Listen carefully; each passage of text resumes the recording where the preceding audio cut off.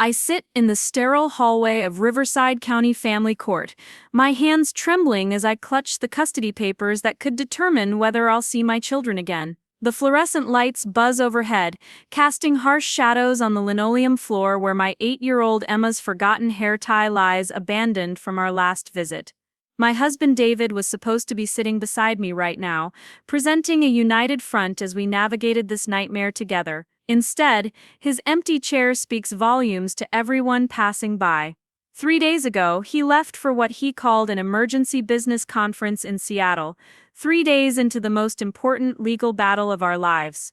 The judge has already noticed his absence twice, her sharp eyes lingering on that vacant seat with an expression I can't quite read but know isn't good. Before we jump back in, tell us where you're tuning in from, and if this story touches you, make sure you're subscribed because tomorrow I've saved something extra special for you. The morning sun filters through the kitchen windows of our Oakridge Estates home, casting golden rectangles across the marble countertops that David insisted we needed when we renovated 3 years ago. Emma sits at the breakfast bar, methodically eating her cereal while Lucas builds elaborate towers with his toast pieces, both of them blissfully unaware that their world is about to shatter. I watch them from the doorway, memorizing these ordinary moments before everything changes forever.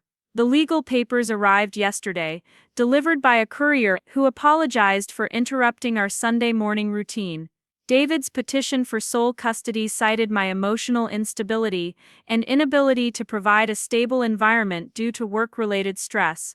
10 years of marriage, and he's painting me as an unfit mother because I cry sometimes after losing young patients at the hospital. David appears in the kitchen, already dressed in his expensive suit, checking his phone with the detached efficiency he's perfected over the past 6 months. His transformation from loving husband to calculating adversary still catches me off guard. Emma looks up hopefully when she sees him, her face brightening with the innocent expectation that Daddy will kiss her goodbye like he used to. Instead, he ruffles her hair absently while typing on his device, missing entirely the way her smile fades when he doesn't really see her. Lucas doesn't even try anymore, having learned that his elaborate toast sculptures no longer warrant Dad's attention or praise. The silence between David and me has become its own entity, filling spaces where conversation once lived. I want to ask him why he's doing this, what happened to the man who held my hand during Emma's difficult birth, who stayed up all night with me when Lucas had pneumonia at 2 years old. But I already know the answer lurks in the stack of credit card bills hidden in his home office, the mysterious phone calls he takes in the garage, the way his mother Catherine has started looking at me with barely concealed disdain during family gatherings. This isn't about the children's welfare at all. My shift at Riverside Community Hospital that morning feels like moving through underwater, every interaction muffled by the knowledge that David is probably meeting with his attorney while I'm trying to save other people's children. Dr. Amanda Rodriguez finds me in the pediatric supply closet, tears streaming down my face as I count gauze pads for the 3rd time. She's been watching me struggle for weeks, this compassionate child psychologist who somehow sees through everyone's facades to the truth underneath. "Sarah," she says gently, closing the door behind her, "you need to talk to someone about what you're going through at home. The kids in your care depend on you being present, but I can see you're fighting a battle that's consuming everything you have." Her words hit harder because they're true. I've been holding everything together with determination and caffeine, believing that if I just work hard enough, love deeply enough, prove myself worthy enough, David will remember who we used to be together. But Dr. Rodriguez's concerned expression reflects what I've been refusing to acknowledge for months. This isn't a rough patch in our marriage that dedication can fix, this is deliberate destruction, and I'm the target. That evening, I sit in my car outside Chen & Associates, the law firm downtown that several nurses at the hospital recommended when I finally admitted I needed help. The building looks intimidating in the gathering dusk, all glass and steel reaching toward a sky that mirrors my emotional state. Rebecca Chen's reputation precedes her, a family law attorney known for her fierce advocacy and her ability to see through manipulation tactics that fool other lawyers. The consultation fee represents half my monthly grocery budget, but losing my children isn't something I can face without professional guidance. Rebecca's office surprises me with its warmth despite the serious legal volumes lining every wall. She's younger than I expected, maybe early 40s, with kind eyes that sharpen when she reviews David's custody petition.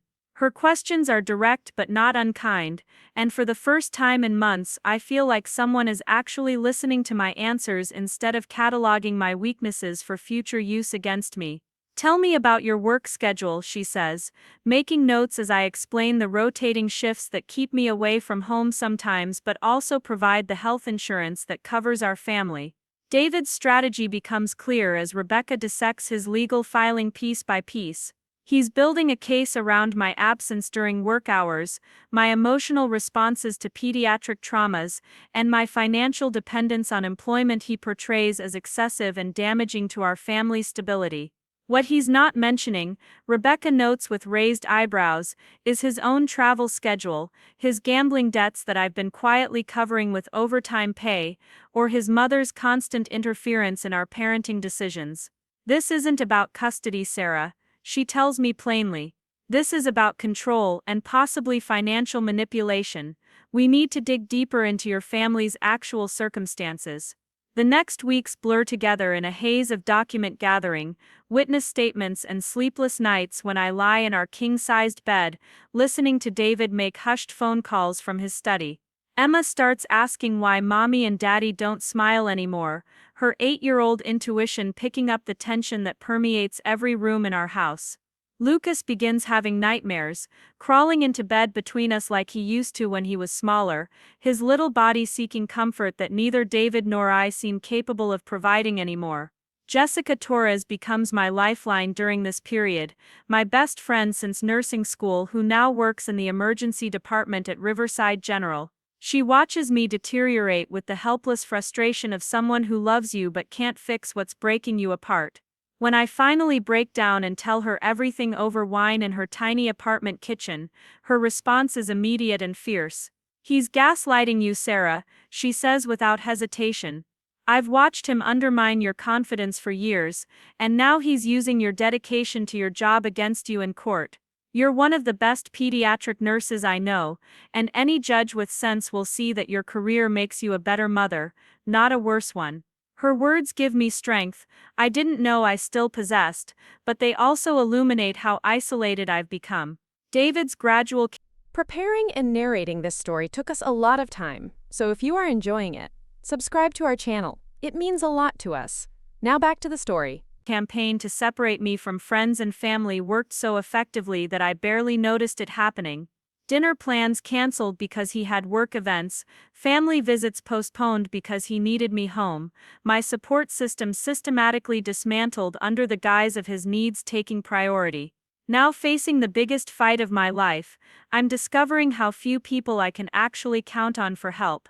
The first court hearing arrives like a storm I've been watching approach for weeks. David sits with his attorney Thomas Bradford, a silver-haired man whose expensive suit and confident demeanor suggest he's accustomed to winning. David looks polished and composed, every inch the successful businessman and devoted father he wants the court to see. When he testifies about his concerns for the children's welfare, his performance is flawless. He mentions my crying after difficult days at work, my exhaustion from double shifts, my emotional responses to losing young patients as evidence of my unfitness as a primary caregiver. Judge Patricia Morales listens with the careful attention of someone who's heard countless custody disputes but still takes each case seriously. Her questions for David are probing but fair, and I watch her expression for any sign of how she's interpreting his testimony. When Rebecca cross-examines him about his own work travel, his gambling habits, and his mother's involvement in our family decisions, his composure cracks slightly. The polished facade reveals glimpses of the controlling man I've been living with for months. My own testimony feels like being dissected in public, every parenting decision scrutinized for evidence of inadequacy or instability. I explain my work in pediatric nursing, how caring for sick children has deepened my appreciation for my own healthy kids, how the emotional demands of my job have made me more attentive to Emma and Lucas's needs, not less. Judge Morales asks about my support system, my child care arrangements, my plans for maintaining stability if granted primary custody. Her questions suggest she's considering the children's best interests, rather than simply accepting David's narrative about my unfitness. The temporary custody arrangement divides our children's time equally, but living apart from Emma and Lucas even part-time feels like losing limbs. I move into a modest apartment in Maplewood, a complex filled with other people rebuilding their lives after divorce or separation.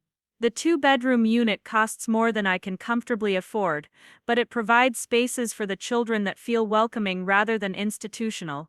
Emma decorates her temporary room with drawings of our family that always include both parents, her young heart still believing this nightmare will end with reconciliation. David's behavior during the custody exchanges reveals his true priorities with crystalline clarity.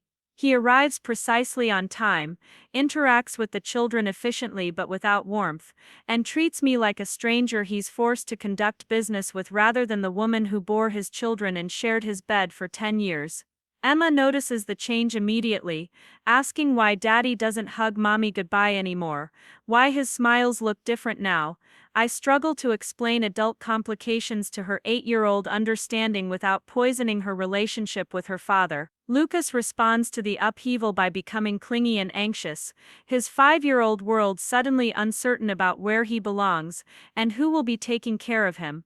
The child who once ran fearlessly through playgrounds now hesitates before trying anything new, seeking constant reassurance that the adults in his life won't disappear without warning. Dr. Rodriguez, whom Rebecca arranged to evaluate the children's adjustment, notes their confusion and stress, but emphasizes their strong attachment to both parents despite the family turmoil. As the legal proceedings drag into their third month, David's mask begins slipping in ways that even his expensive attorney can't completely control. During a particularly heated conference in Rebecca's office, he loses his temper when discussing my nursing schedule, revealing the resentment he's harbored about my career independence. He wants a wife who's available when he needs her, who prioritizes his comfort over her own professional fulfillment, who raises his children according to his mother's outdated expectations rather than modern parenting approaches. The financial discovery phase exposes secrets David thought he could keep hidden forever. Rebecca's forensic accountant uncovers gambling debts totaling nearly $50,000, money David has been borrowing against our home equity without my knowledge. Credit card bills reveal spending patterns that explain his recent emotional distance, purchases that suggest relationships I knew nothing about, expenses that prioritize his wants over our family's needs. The man who painted me as financially irresponsible has been systematically destroying our economic security while blaming me for working too much. Judge Morales reviews these financial documents with the sharp attention of someone who's seen every form of deception possible in family court. Her questions for David about the undisclosed debts, the secret credit accounts, and the equity loans taken against our family home expose his carefully constructed image as a stable provider. When Rebecca presents evidence of my overtime work to cover expenses I didn't know existed, the judge's expression shifts from neutral evaluation to focused concern about David's credibility. The revelation about David's gambling addiction rocks our extended family relationships in ways I didn't anticipate. His mother, Catherine, who has spent months suggesting I'm an inadequate wife and mother, suddenly becomes protective of information that might damage her son's custody case. My own mother, Linda, drives up from Cedar Falls to provide emotional support and witness testimony about my parenting skills, her presence a reminder that some family bonds transcend marital politics. Emma begins asking more sophisticated questions about why our family changed so dramatically, her intelligence making it impossible to shield her completely from adult realities. She wants to know if she did something wrong that made Daddy angry, if loving both parents equally is allowed, if families can be happy again after they've been sad for so long. Her questions break my heart because they reveal how much she's absorbed the tension between David and me, how our conflict has colored her understanding of love and family relationships. The week before our final custody hearing, David drops his bombshell announcement about the Seattle business conference that requires his immediate attention. The timing couldn't be more suspicious, but he presents it as an unavoidable professional obligation that demonstrates his commitment to providing financial stability for our children. Rebecca's expression when I call her with this news suggests she's dealt with similar convenient emergencies before, tactical absences designed to avoid uncomfortable court proceedings. Judge Morales's reaction to David's empty chair on the first day of final hearings speaks volumes about her assessment of his priorities. She makes note of his absence in the official record, her voice carrying subtle disapproval that every person in the courtroom recognizes. When Thomas Bradford explains about the emergency business conference, her raised eyebrows suggest she's heard similar excuses many times before and found them equally unconvincing. David's absence forces me to testify without the distraction of his presence, without his disapproving stares undermining my confidence or his attorney's objections interrupting my testimony. I can speak honestly about our marriage, about his gambling addiction, about his mother's interference, about my dedication to both my children and my career without feeling like I'm betraying confidences or destroying someone I once loved. The truth flows more easily when the person you're protecting isn't in the room to be hurt by it. The courtroom feels different on the second day of final hearings, the air thick with unspoken tension as David's chair remains conspicuously empty. Judge Morales enters with her usual composed demeanor, but her eyes immediately find the vacant seat beside Thomas Bradford, who shifts uncomfortably under her scrutiny. The court reporter's fingers hover over her machine, waiting for proceedings to begin while whispers flutter through the gallery like autumn leaves.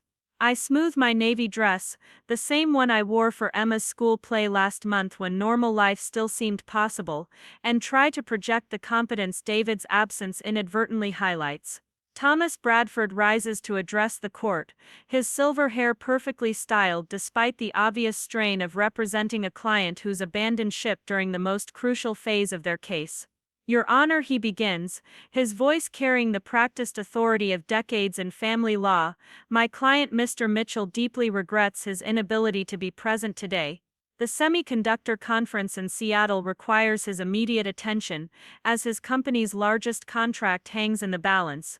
This business obligation directly impacts his ability to provide financial stability for his children, which we believe demonstrates his commitment to their welfare rather than any lack of concern for these proceedings. Judge Morales removes her reading glasses with deliberate slowness, a gesture I've learned means she's choosing her words carefully. Mr. Bradford, she says, her tone neutral but pointed, in 37 years on the family court bench, I've observed that parents facing custody determinations typically prioritize their presence at these hearings above all other obligations. The timing of Mr. Mitchell's business emergency is, shall we say, remarkably coincidental with our final testimony phase. The court will note his continued absence in the record, and we will proceed with the evidence and witnesses available today. Rebecca leans forward slightly at our table, her posture radiating quiet confidence that contrasts sharply with Thomas Bradford's visible discomfort. She's prepared for this scenario, having predicted David might find an excuse to avoid facing cross-examination about his gambling debts and financial deceptions. Her legal pad contains notes about similar cases where absent parents damaged their credibility by prioritizing other commitments over custody proceedings. The judge's reaction confirms what Rebecca suspected. David's absence speaks louder than any testimony he might have provided. Dr. Rodriguez takes the witness stand with the calm professionalism that makes her such an effective child psychologist. Her evaluation of Emma and Lucas spans 3 months of careful observation, play therapy sessions, and interviews designed to understand their emotional needs without traumatizing them further. She wears a burgundy blazer that makes her appear both authoritative and approachable, her dark hair pulled back in a style that frames intelligent eyes behind wire-rimmed glasses. Her credentials as a specialist in custody evaluations carry significant weight with family court judges, who rely on expert testimony to understand complex child welfare issues. Under Rebecca's direct examination, Dr. Rodriguez presents her findings with the measured objectivity that makes her testimony so compelling. Emma and Lucas demonstrate strong attachment bonds to both parents, she explains, consulting her detailed notes while speaking to the judge, but they exhibit increased anxiety and behavioral regression since the separation began. Emma has become hypervigilant about adult emotions, trying to manage her parents' conflict by being the perfect child who never causes problems. Lucas has developed sleep disturbances and separation anxiety, particularly when transitioning between households or when he senses tension during custody exchanges. The children's drawings, presented as evidence of their emotional state, reveal insights that words cannot capture. Emma's artwork consistently shows family members with sad faces, even during happy activities like birthday parties or vacations. Her self-portraits depict a small figure standing between two larger figures who are turned away from each other, her young psyche processing the reality that she cannot fix what's broken between her parents. Lucas's drawings are more abstract, filled with dark colors and chaotic lines that reflect his 5-year-old inability to articulate the confusion he experiences about his changing family structure. Dr. Rodriguez emphasizes the children's need for stability and consistency, explaining how the current custody arrangement creates ongoing stress about where they belong and who will be caring for them. Both children express worry about their parents' well-being, with Emma asking repeatedly whether mommy and daddy will be okay living in different houses. Lucas has begun hoarding snacks and small toys, his young mind developing survival strategies based on fear that resources might disappear unpredictably. Their emotional responses reflect children who are adapting to trauma, rather than thriving in their family environment. Thomas Bradford's cross-examination attempts to challenge Dr. Rodriguez's conclusions by focusing on my work schedule and emotional responses to job stress. Isn't it true, he asks, that Mrs. Mitchell's nursing position requires her to work rotating shifts that disrupt the children's routine? Doesn't her emotional investment in pediatric patients sometimes result in mood changes that affect her interactions with her own children at home? His questions seek to frame my dedication to sick children as evidence of misplaced priorities that compromise my parenting effectiveness. Dr. Rodriguez responds with the expertise that makes her testimony so valuable to family courts. Mr. Bradford, she says, meeting his gaze directly, working mothers who are emotionally invested in their careers often demonstrate enhanced empathy and nurturing skills with their own children. Mrs. Mitchell's work in pediatric nursing has given her exceptional insight into child development, medical needs, and age-appropriate responses to stress. Her emotional responses to losing young patients indicate healthy psychological functioning, not instability. Children benefit from seeing their parents care deeply about helping others, as it models compassion and social responsibility. The afternoon testimony focuses on my work history and professional reputation, with Rebecca calling Mark Thompson, my supervisor at Riverside Community Hospital. He takes the stand wearing his administrative suit, but carries himself with the no-nonsense bearing of someone who's spent decades in healthcare management. His testimony provides crucial context about my professional capabilities, work ethic, and the respect I've earned from colleagues who trust me with their most vulnerable patients. Mark describes my performance evaluations over 7 years of employment, all of which rate my clinical skills, emotional stability, and professional judgment as exemplary. He explains the demanding nature of pediatric nursing, how it requires exceptional emotional resilience to care for critically ill children, while supporting their families through medical crises.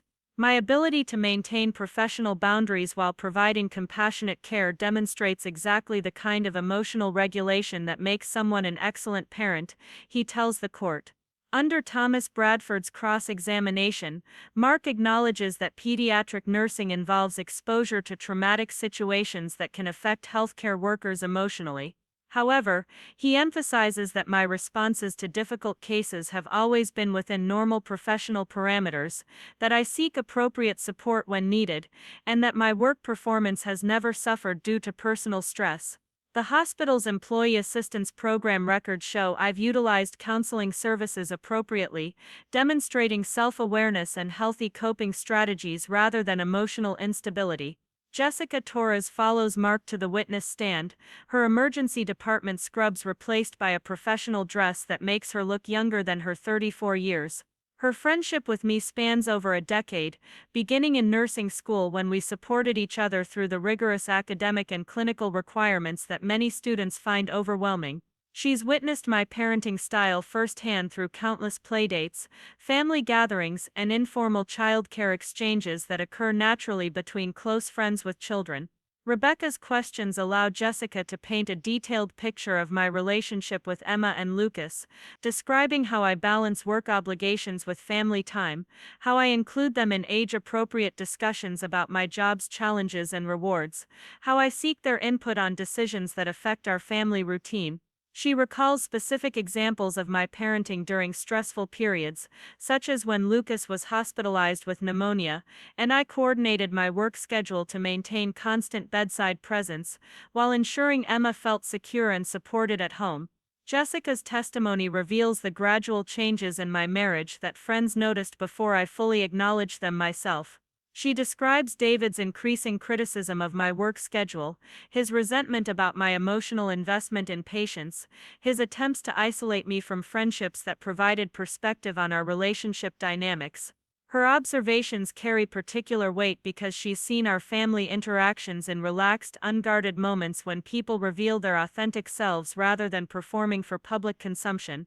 Thomas Bradford's cross-examination tries to characterize Jessica as a biased friend whose testimony lacks objectivity, but her responses demonstrate the kind of detailed observation that comes from genuine concern, rather than blind loyalty. She acknowledges areas where I've struggled, particularly during the most stressful periods of our marriage, but frames these challenges within the context of someone dealing with a deteriorating relationship while maintaining professional excellence and parenting responsibilities. Her honesty about my imperfections actually strengthens her credibility as a witness. The financial testimony occupies the remainder of the afternoon, with Rebecca presenting evidence that transforms David's image from stable provider to reckless gambler who's jeopardized our family's economic security. The forensic accountant, a methodical woman named Patricia Webb, walks Judge Morales through bank statements, credit reports, and loan documents that reveal the true extent of David's financial deception. Her presentation uses charts and graphs to illustrate spending patterns that show systematic prioritization of gambling activities over family expenses. Patricia's analysis reveals that David's gambling losses escalated dramatically over the past 18 months, coinciding with his increasingly critical attitude toward my work schedule and earning potential. His borrowing against our home equity occurred without my knowledge or consent, using forged signatures on loan documents that allowed him to access funds designated for the children's education and our retirement security. The pattern suggests someone whose addiction drove increasingly desperate attempts to hide losses while maintaining the appearance of financial stability. The credit card records expose purchases that contradict David's testimony about prioritizing family welfare above personal desires. Casino charges, expensive dinners at restaurants I've never visited, hotel stays during periods when he claimed to be working late at the office, all paint a picture of someone living a double life funded by money intended for our children's needs. Patricia calculates that David's gambling-related expenses over 2 years equal more than my entire annual salary, money that could have provided genuine security for Emma and Lucas. Judge Morales studies these financial documents with the careful attention of someone who understands how economic instability affects children's well-being. Her questions for Patricia focus on the timeline of David's deceptive borrowing, the impact on our family's credit rating, and the realistic prospects for recovery given his continued gambling activity. The evidence suggests that granting David primary custody would expose Emma and Lucas to ongoing financial uncertainty created by his addiction rather than protecting them from instability. Thomas Bradford's attempts to minimize the gambling evidence fall flat when confronted with documented losses and Patricia's expert analysis of addictive spending patterns. His suggestion that David's business conference attendance demonstrates renewed commitment to financial responsibility seems particularly weak, given the timing of his absence from custody proceedings. The contrast between David's claims about providing stability and the reality of his financial behavior becomes impossible to ignore. As court recesses for the day, I notice Judge Morales making additional notes about David's continued absence, her expression suggesting that his empty chair has become more significant with each hour of testimony he's missed. Rebecca gathers our documents with quiet satisfaction, knowing that the evidence presented today has shifted the narrative from David's portrayal of me as unstable to a more accurate picture of our family dynamics. The truth about his gambling addiction, financial deception, and current abandonment of the legal process paints a compelling case for awarding me primary custody. Walking to my car in the courthouse parking garage, I feel emotionally drained but cautiously optimistic for the first time in months. The day's testimony has validated my perspective on our marriage and parenting situation, confirming that the problems in our family stem from David's choices rather than my professional dedication or emotional responses to difficult situations. Tomorrow will bring the final phase of testimony, but tonight I can sleep knowing that the court has heard evidence that supports my fitness as Emma and Lucas's primary caregiver. The evening brings a rare moment of normalcy as I help Emma with her math homework while Lucas builds elaborate block towers that inevitably crash to his delighted squeals. Their resilience amazes me daily, these two young souls who continue finding joy despite the adult chaos swirling around them. Emma's questions about the courthouse visits have become more sophisticated, reflecting her growing understanding that these meetings will determine where she and Lucas live and how often they see each parent. David's absence from court today becomes a topic of conversation when Emma asks why Daddy couldn't come to the important meeting about their family. Her 8-year-old logic struggles to understand why a work conference would take priority over decisions about where she and Lucas will live, what school they'll attend, how holidays will be celebrated. I explain that sometimes adults make choices that are difficult to understand, that loving someone doesn't always mean making decisions that seem loving to others. Lucas, who absorbs more than his 5-year-old vocabulary can express, demonstrates his stress through increased clinginess and reluctance to sleep in his own bed. His nightmares have intensified since the custody proceedings began, filled with images of being lost or separated from people he loves. Dr. Rodriguez's earlier testimony about children's responses to custody battles feels painfully relevant as I watch my son struggle with anxiety that no 5-year-old should have to experience. The phone rings as I'm tucking the children into their temporary beds, David's number appearing on the screen for the first time since he left for Seattle. His voice carries the confident tone he uses when expecting compliance rather than conversation, informing me that his business obligations will extend through the remainder of the week, but that he'll definitely return for the custody decision. The casual way he discusses missing the most important legal proceedings of our children's lives reveals how completely he's prioritized his own needs over their welfare. Rebecca's reaction to David's extended absence confirms my growing suspicion that his Seattle trip has nothing to do with legitimate business requirements. Her experience with custody cases has taught her to recognize tactical absences designed to avoid difficult cross-examination or uncomfortable testimony. David's gambling addiction creates vulnerabilities he doesn't want exposed under oath, questions about financial responsibility he can't answer without damaging his credibility further. The realization that I'm essentially fighting this custody battle alone initially feels overwhelming but gradually transforms into unexpected empowerment. Without David's presence undermining my confidence or his attorney's constant objections interrupting my testimony, I can finally tell our story honestly. The court can evaluate my fitness as a parent without the distraction of his performance or the confusion of conflicting narratives about our family dynamics. Judge Morales's notes about David's absence will become part of the official record, documentation that future appeals courts will consider if custody arrangements need modification. His decision to prioritize a business conference over proceedings that will determine his children's living situation speaks to character issues that extend beyond gambling addiction or financial irresponsibility. A parent who truly prioritizes their children's welfare doesn't abandon custody hearings for any reason short of genuine emergency. The next morning brings unseasonably warm weather for October, sunshine streaming through my apartment windows as Emma and Lucas eat breakfast before school. Their chatter about upcoming Halloween costumes and classroom projects provides welcome normalcy amid the legal uncertainty that dominates my thoughts. Emma has decided to be a veterinarian for Halloween, inspired by her love of animals and her desire to help creatures who can't help themselves. Lucas wants to be a firefighter, drawn to the idea of rescuing people from dangerous situations. Their career aspirations remind me why this custody battle matters so much beyond my own desire to remain their primary parent.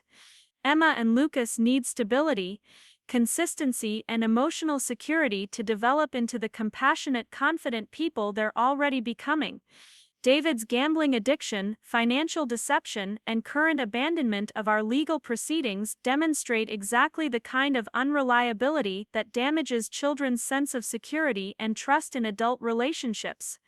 Dropping them at school, I watch Emma take Lucas's hand as they walk toward the building, her natural protective instincts already strong at 8 years old. She's learned to anticipate his needs, to comfort him during anxious moments, to shield him from adult conflicts he's too young to understand. Her premature maturity breaks my heart even as it fills me with pride at the remarkable young person she's becoming despite our family's upheaval. The courthouse feels different on the third day of hearings, David's absence now an established fact rather than a surprising development. Judge Morales enters with her usual professional demeanor, but her expression when she notes his empty chair suggests growing impatience with his continued prioritization of business over family obligations. The court reporter begins her transcription while Thomas Bradford shuffles papers nervously, clearly uncomfortable defending a client who's abandoned the most crucial phase of his own custody case. My mother Linda takes the witness stand wearing the navy blue dress she reserves for church services and important occasions, her silver hair styled more formally than usual. Her presence provides crucial testimony about my parenting history, my relationship with Emma and Lucas, and her observations about our family dynamics during visits to their grandmother's house in Cedar Falls. Her calm demeanor and obvious love for her grandchildren create a compelling portrait of stable extended family support. Linda's testimony covers my childhood in a single-parent household after my father left when I was 12, her struggles to provide emotional and financial stability while working full-time as a teacher. She describes how these early experiences shaped my determination to create security for my own children, my commitment to both financial independence and emotional availability. Her perspective as both a parent and an educator provides valuable context about the challenges of balancing work obligations with family responsibilities. Under Rebecca's gentle questioning, Linda describes specific examples of my parenting during visits to her home, how I include Emma and Lucas in age-appropriate discussions about family decisions, how I maintain consistent discipline while adapting to their changing developmental needs. She recalls holiday gatherings where David's gambling preoccupation created tension, family dinners where he checked his phone constantly or left early for casino visits that he initially disguised as work obligations. Thomas Bradford's cross-examination attempts to characterize Linda's testimony as biased grandparent opinion, but her responses demonstrate the detailed observation that comes from genuine concern for her grandchildren's welfare. She acknowledges that all families face challenges, that I've made mistakes during stressful periods, but emphasizes my consistent prioritization of Emma and Lucas's needs above my own convenience or desires. Her honesty about my imperfections actually strengthens her credibility as a witness who's providing balanced rather than blindly supportive testimony. The afternoon brings testimony from Emma's teacher, Mrs. Patricia Sullivan, who's observed both children's adjustment to their parents' separation through their classroom behavior, academic performance, and social interactions with peers. Her 23 years of elementary education experience provide valuable perspective on how family stress affects children's school functioning and emotional development.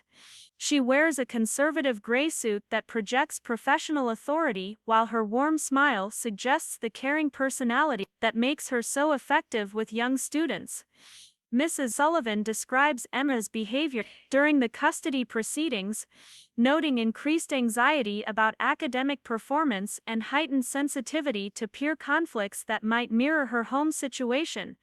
Emma has become the child who volunteers to help classmates, who tries to solve problems between friends, who seeks teacher approval through perfect behavior that masks her internal stress. These responses indicate a young person trying to control her environment when her family situation feels unpredictable and chaotic. Lucas's kindergarten teacher, Mr. James Rodriguez, follows with testimony about his classroom adjustment since the family separation began.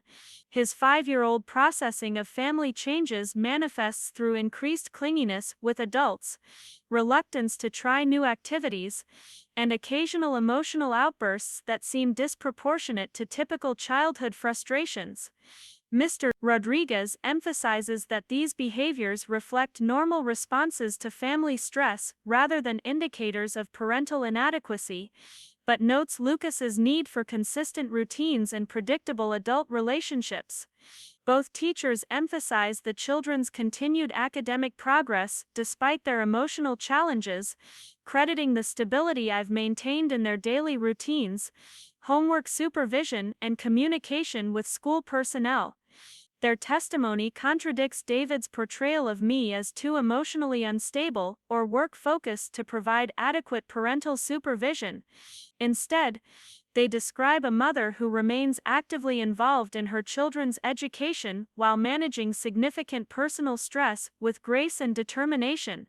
The final witness testimony comes from Catherine Mitchell, David's mother, whose reluctant appearance suggests internal family conflict about the custody proceedings. Her testimony walks a careful line between supporting her son's case and maintaining relationships with grandchildren she clearly loves. She wears an expensive black suit that projects authority, but her obvious discomfort suggests awareness that her son's behavior has been problematic rather than exemplary.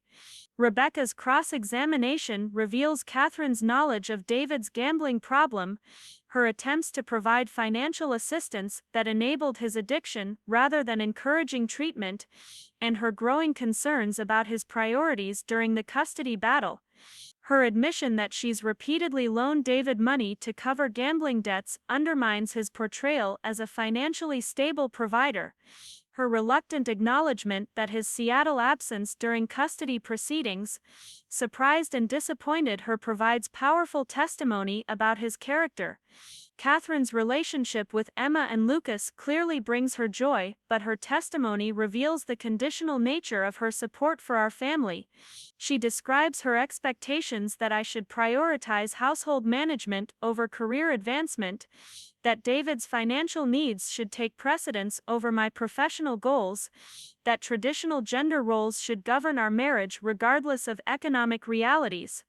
Her perspective illuminates the family pressure that contributed to our marital problems.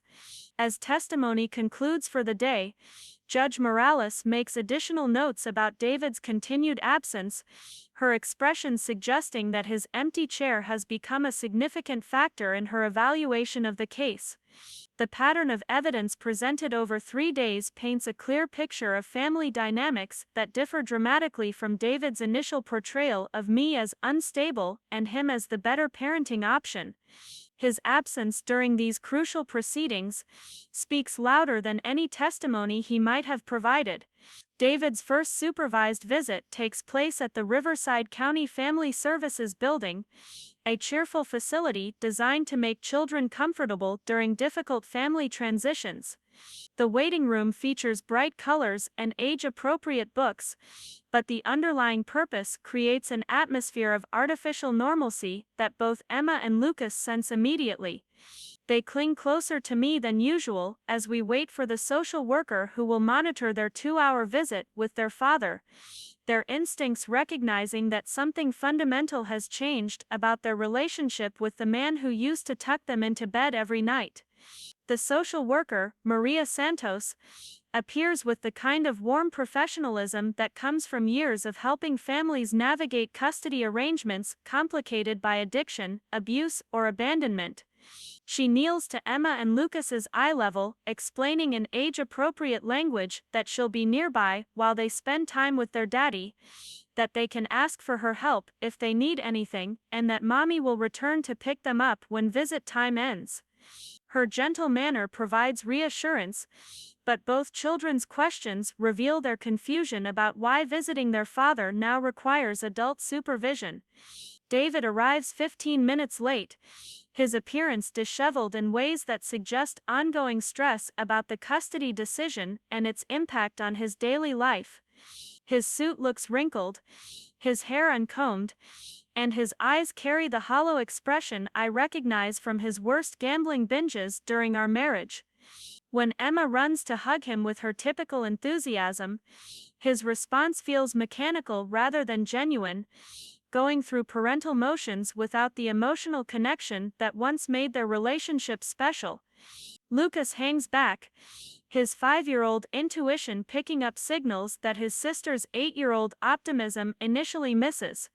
The supervised visit reveals how much David's priorities have shifted away from genuine parenting toward performance designed to impress court-appointed observers. He brings expensive toys that Emma and Lucas don't particularly want, plans activities that serve his agenda rather than their interests, and spends significant time explaining why the custody arrangement is temporary rather than focusing on enjoying their limited time together. Maria's careful notes document his behavior patterns, creating official records that will influence future modification requests and visitation adjustments. Emma tries desperately to recreate the closeness she once shared with her father, chattering about school projects, upcoming Halloween plans, and her excitement about learning to ride a 2-wheeler bicycle. David's responses reveal his distraction with adult concerns rather than genuine interest in her 8-year-old world, answering her questions with minimal engagement while checking his phone repeatedly for messages about business or legal matters.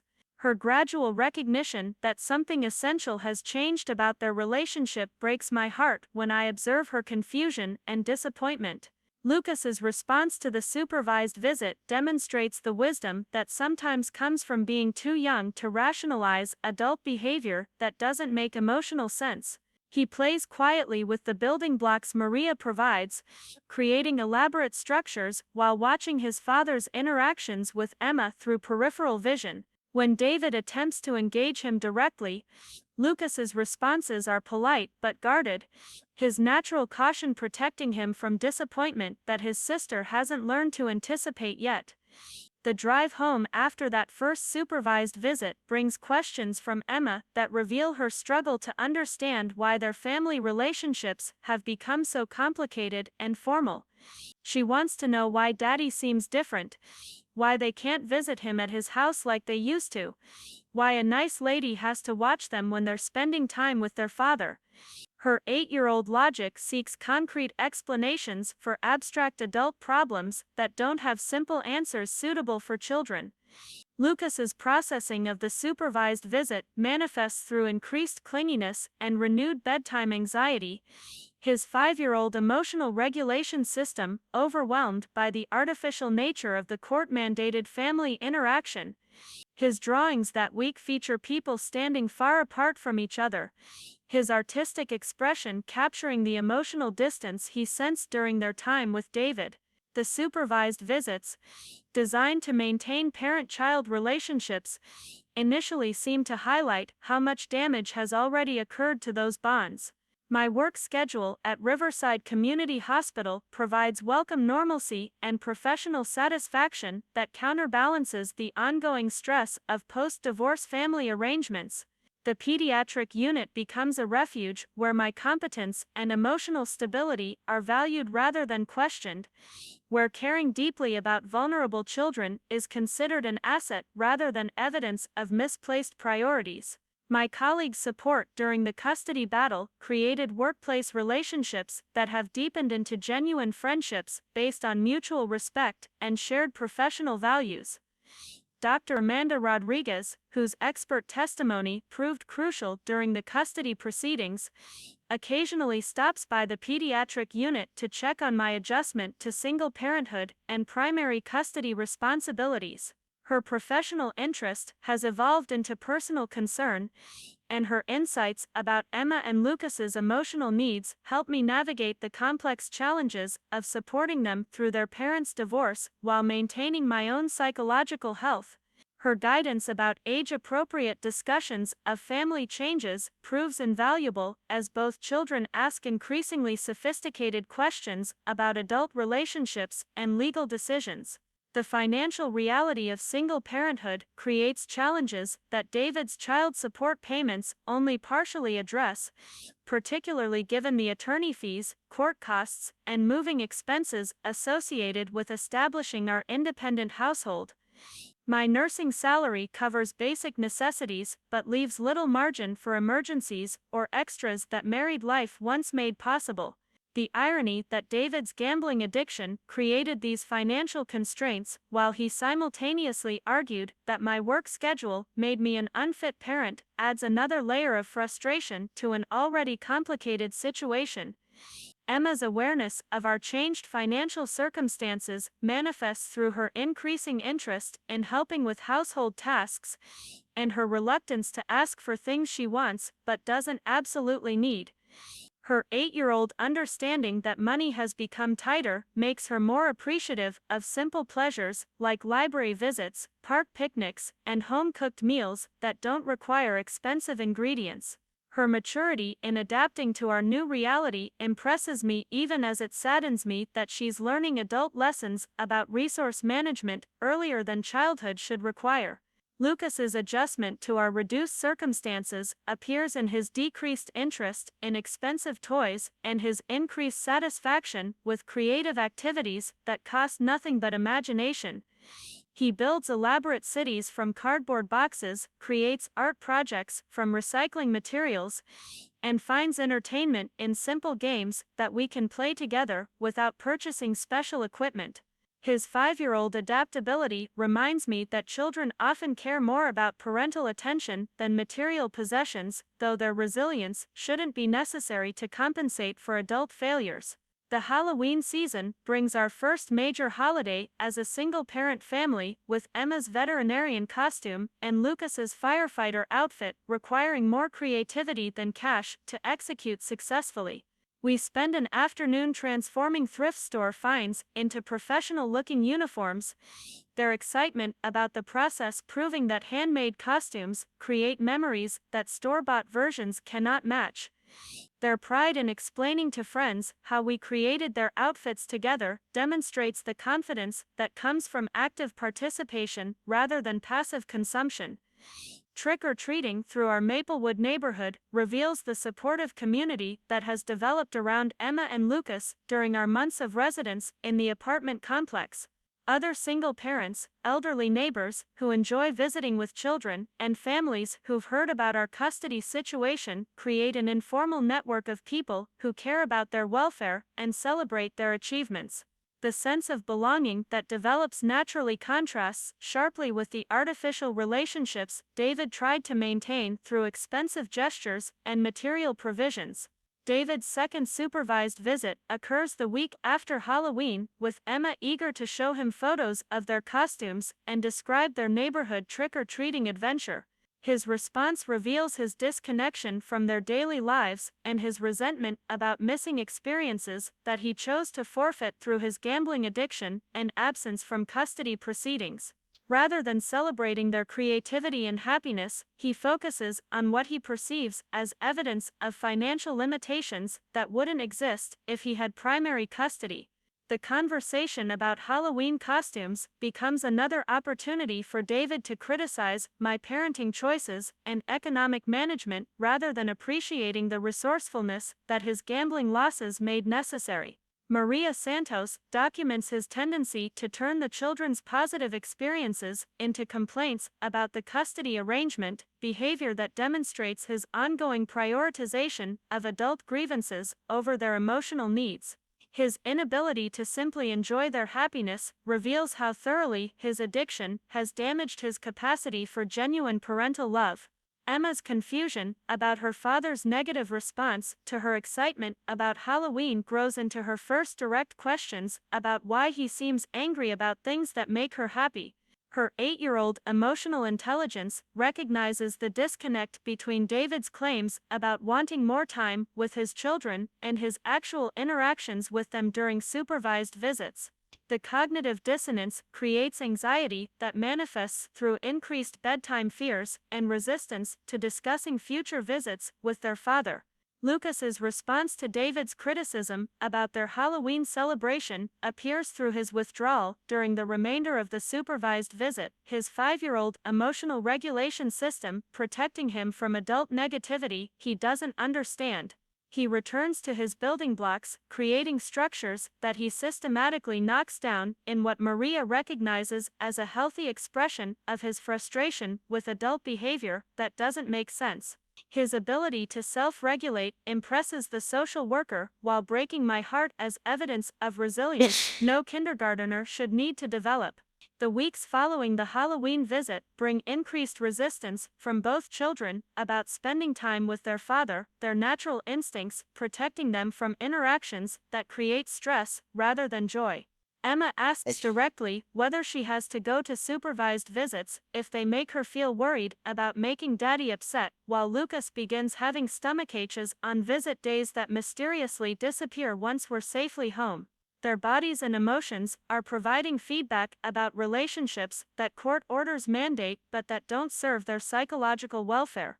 My discussions with Rebecca about the children's increasing reluctance to participate in supervised visits reveal the complex legal and emotional considerations involved in custody arrangements where parental addiction creates ongoing instability. While the court ordered visitation to maintain parent-child relationships, the reality of David's behavior during those visits suggests that forced contact might be causing more harm than benefit. Rebecca explains that documenting the children's responses will be important if future custody modifications become necessary.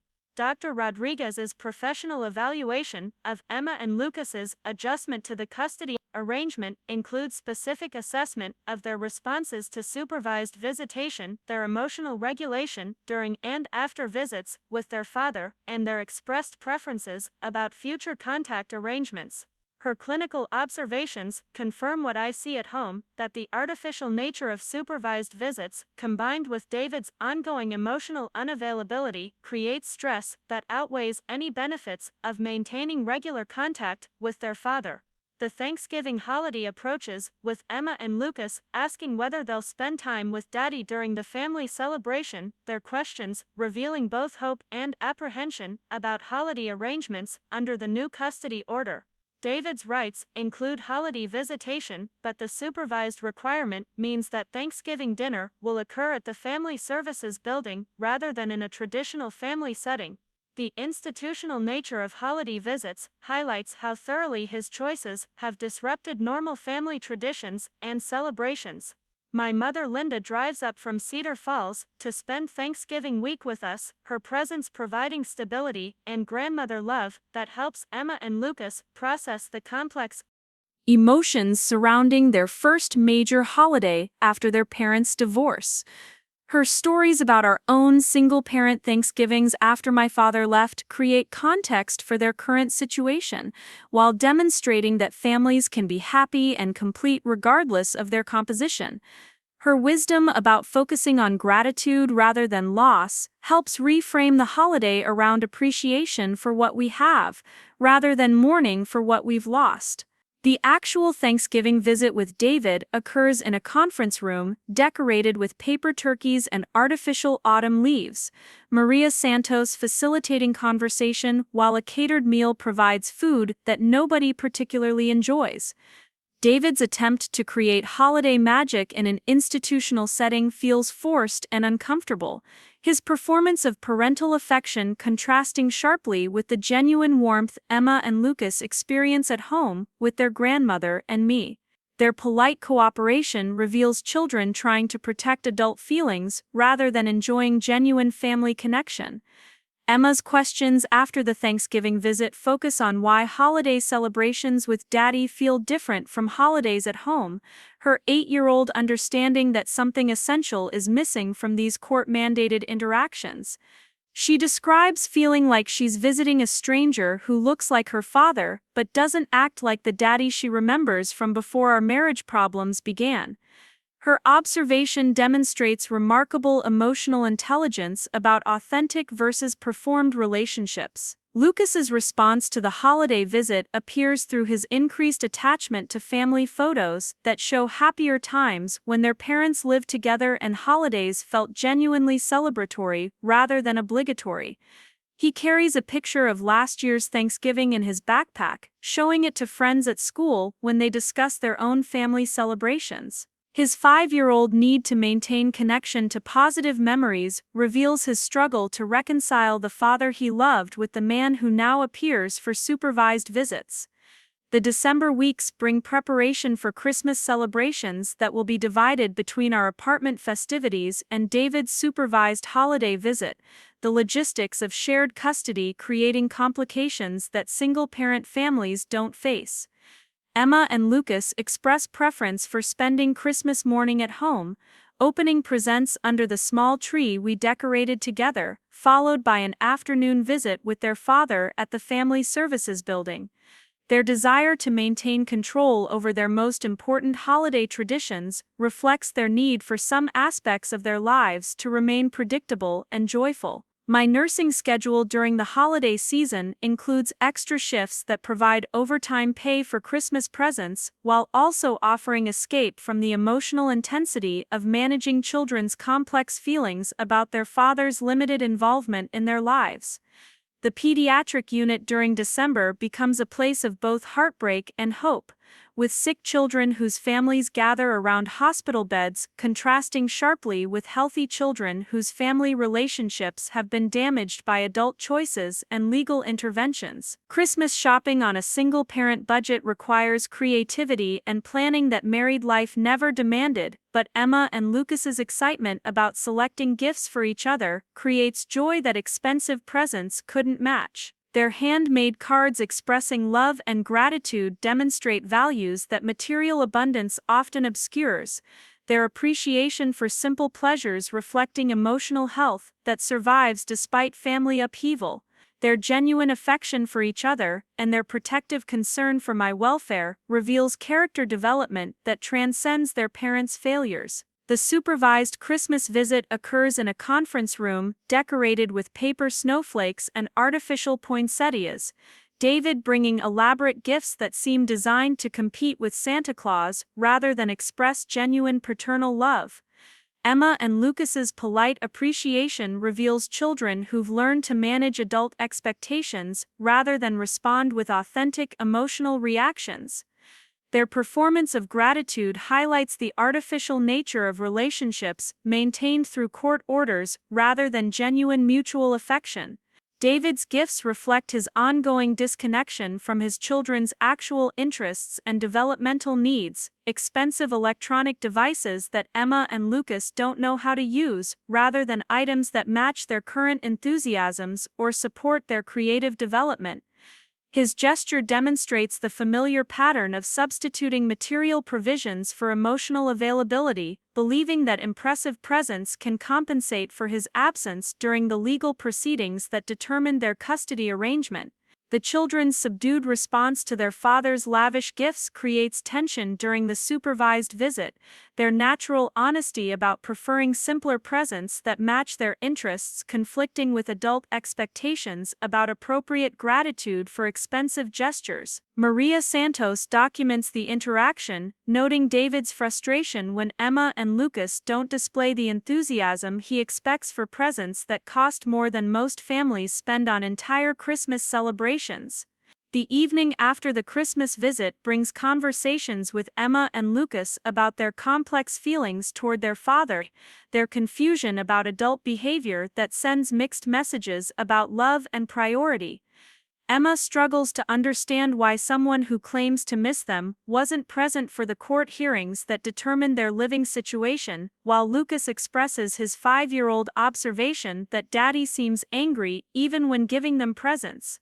Their insights demonstrate emotional intelligence that many adults lack. The transition into the new year brings reflection about our family's journey through custody battles, supervised visits, and the ongoing process of rebuilding normal life after divorce. Emma and Lucas have demonstrated resilience that amazes me daily, their ability to find joy in simple pleasures despite the complexity of their family situation, revealing character strength that will serve them well throughout their lives. Their protective concern for each other and their increasing emotional independence suggests healthy adjustment to circumstances they didn't choose but are learning to navigate successfully.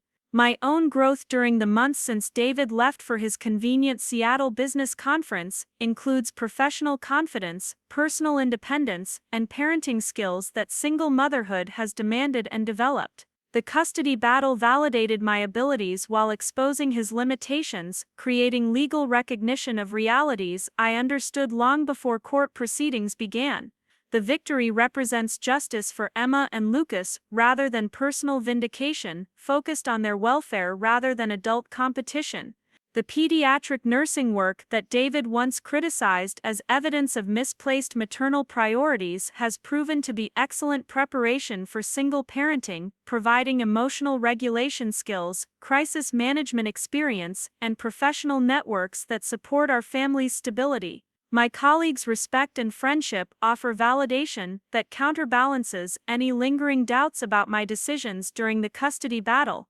The hospital provides both financial security and personal fulfillment that married dependents never offered. Rebecca's final legal consultation focuses on long-term considerations about custody arrangements, potential modifications if David completes addiction treatment, and protection of Emma and Lucas's interests as they mature and develop their own preferences about family relationships. Her experience with similar cases provides realistic expectations about recovery timelines and the likelihood of genuine behavioral change versus superficial compliance with court requirements. The legal framework protects the children while maintaining possibilities for improved relationships if authentic healing occurs. The apartment in Maplewood has become home in ways that our expensive house in Oakridge Estates never achieved, providing security and stability that expensive furnishings couldn't create.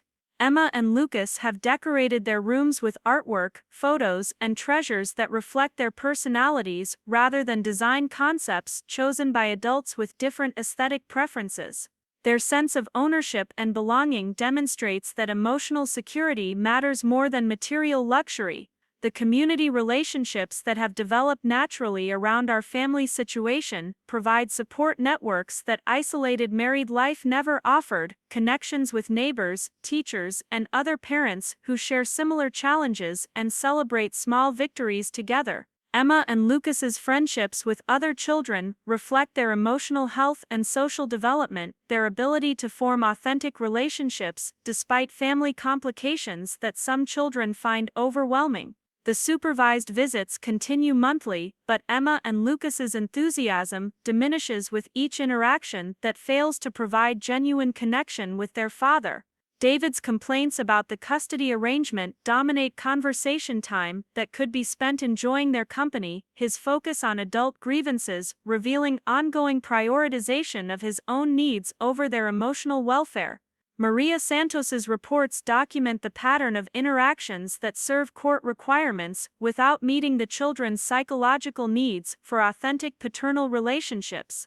The morning sun streams through the kitchen windows of our small house on Willowbrook Avenue, a modest two-bedroom home that Emma, Lucas and I purchased together after 2 years of apartment living proved that we could thrive as an independent family unit. The monthly mortgage payments stretch my nursing salary, but the children's delight in having their own bedrooms and a backyard for Lucas's elaborate chalk drawings makes every financial sacrifice worthwhile. Emma sits at our breakfast table reviewing her 4th-grade science project, while Lucas practices writing his name in careful first-grade letters, both of them comfortable in routines that prioritize their needs rather than adult drama.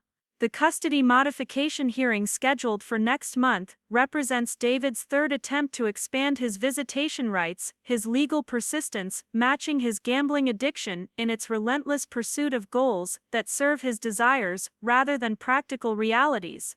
Rebecca reviews his latest petition with the weary expertise of someone who's watched absent parents attempt to reclaim relationships they damaged through choices that prioritized personal needs over family welfare. His completion of another round of addiction counseling creates legal standing for his request, but the children's expressed preferences carry greater weight in judicial decisions about custody arrangements. Emma's response to questions about spending more time with their father reveals the emotional sophistication that 4 years of family upheaval has developed in her now 10-year-old perspective. She understands concepts about forgiveness, second chances, and family relationships that many adults struggle to navigate, but her wisdom includes recognition that loving someone doesn't require accepting behavior that creates anxiety rather than joy. Her preference for maintaining current visitation schedules reflects self-protection rather than vindictiveness, emotional intelligence that impresses Dr. Rodriguez during their periodic evaluation sessions. Lucas's adjustment to elementary school demonstrates remarkable resilience for a 7-year-old who experienced family trauma during his most formative developmental years. His 2nd-grade teacher describes him as empathetic, creative, and emotionally regulated, characteristics that reflect secure attachment rather than the behavioral problems that family instability often creates in young children. His friendships with classmates develop naturally around shared interests rather than the hypervigilance that once characterized his social interactions when he worried about adult reliability. The pediatric nursing unit at Riverside Community Hospital has become more than employment for me, evolving into professional fulfillment that validates my decision to prioritize career competence alongside maternal responsibilities. My supervisor Mark Thompson recently offered promotion to charge nurse position, recognition that my clinical skills, emotional stability, and leadership qualities serve both patients and colleagues effectively. The increased salary would provide financial security that single parenthood has made essential while demonstrating professional growth that married dependents never encouraged.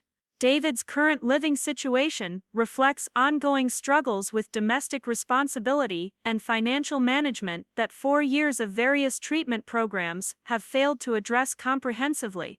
His downtown apartment lacks child-friendly features or evidence of preparation for overnight visits, appearing more like temporary housing for someone focused on his own convenience rather than creating welcoming space for Emma and Lucas.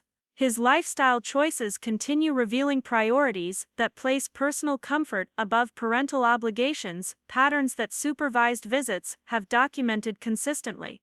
The monthly supervised visits have become routine obligations that Emma and Lucas tolerate rather than anticipate, their polite cooperation masking decreased enthusiasm for interactions that feel performative rather than genuine. David's conversation during these sessions remains focused on his recovery progress, his legal frustrations, and his complaints about custody limitations, rather than expressing curiosity about their school activities, friendships, or personal interests. Maria Santos's reports document the pattern of interactions that fulfill court requirements without creating meaningful parent-child connections. Emma's questions about adult relationships and family dynamics have evolved into sophisticated discussions about accountability, change, and the difference between promises and actual behavioral modifications. She wants to understand how people demonstrate genuine transformation versus superficial compliance with external requirements, whether children have obligations to forgive parents who hurt families through selfish choices, and how to maintain love for someone while protecting yourself from their destructive patterns. Her emotional intelligence seeks frameworks for navigating complex family relationships that many adults find challenging.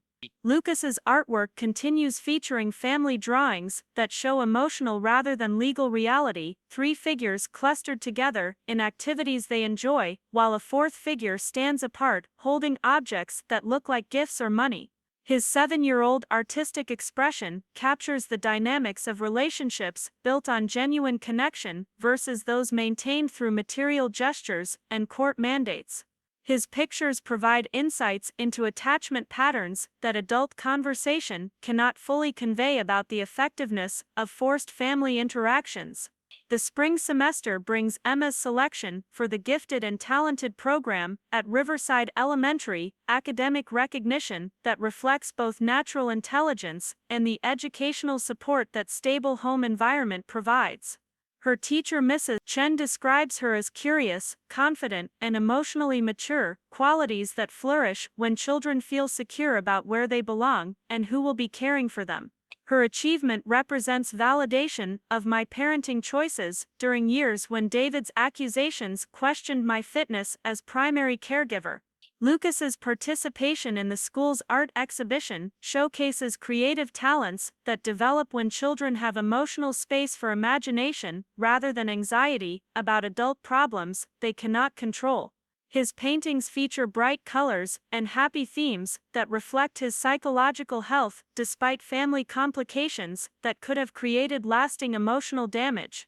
The kindergarten teacher, who once documented his behavioral regression, now celebrates his artistic expression and social development as evidence of remarkable resilience.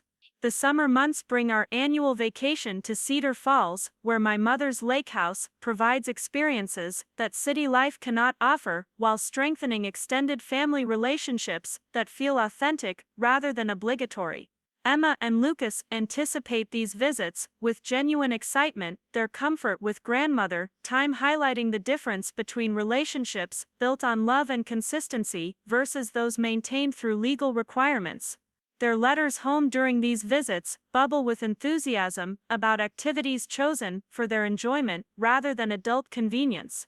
David's reaction to our vacation plans includes familiar complaints about interference with his visitation schedule and accusations about parental alienation, his responses revealing ongoing tendency to interpret the children's happiness with other family members as personal criticism rather than evidence of their emotional health.